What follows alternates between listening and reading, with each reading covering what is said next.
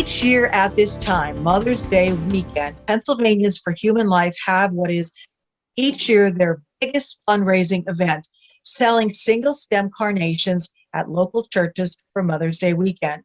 However, unfortunately, that was not allowed to happen last year, and because of COVID again, it is not taking place this year. This would have been our 40th annual Mother's Day carnation sale, and all our local Catholic churches participated.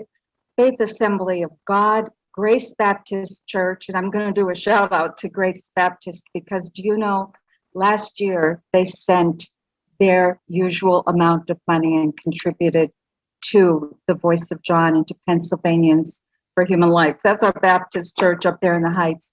But it was our single and largest fundraising event because I can't expend my time raising funds. The work that we do in education and counseling is what takes my time. Now, this first year, we did keep our costs down. Our meetings are held here. My office is here. So we have minimized our overhead costs and we got through it. But the very thought of another year without that benefit it was very difficult to make the decision, but because of COVID, we simply can't do it. It is a time that our chapter, and what have we done with the money that we raised? First of all, and most importantly, I think, is that we've created this documentary. We produced The Voice of John, which is a documentary that speaks of the 65 million children who have been killed. John also was a child who I was privileged to find after he was aborted, and he was a victim of infanticide. He was left to die on a dirty utility room counter.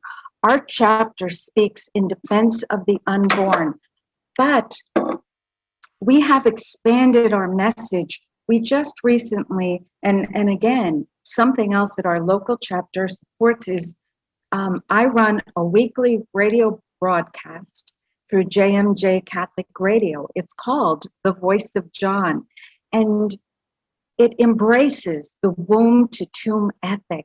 Every life is sacred. It's a gift from God. And we just recently did probably a 6-part series on end-of-life issues. We look at and speak loudly on not only abortion and infanticide, but euthanasia and assisted suicide. We're watching those figures for suicide increase in the youth, in our middle-aged population, and in our elderly.